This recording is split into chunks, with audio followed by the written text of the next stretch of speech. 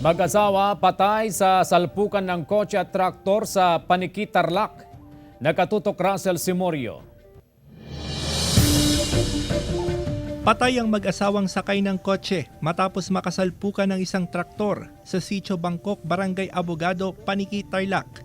Kinilalang mag-asawa na sina Marlon Domingo at Erica Domingo na isang guro.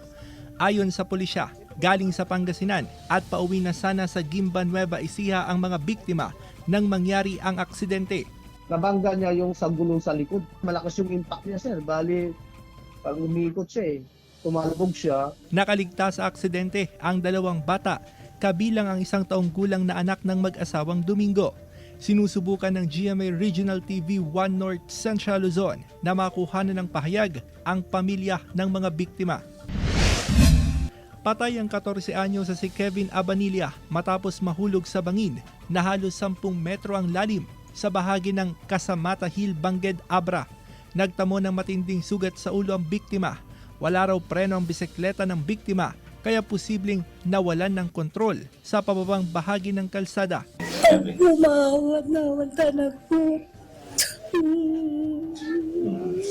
Sasakitulan na po ko niya may igabi na ng phone.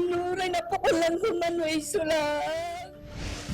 Sa kuha ng CCTV camera ng Public Order and Safety Office, makikita ang pagsalpok ng multicab sa pick-up sa National Highway ng Barangay San Vicente, Urdaneta City.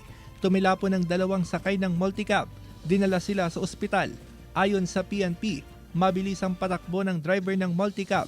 Nadaan sa areglo ang insidente. Siya po ang sakay ng pedicab jeepney, ma'am. Ayon po sa investigador ay talagang amoy alak po itong driver ng pedicab jeepney. Russell Simorio, 1 North Central Luzon.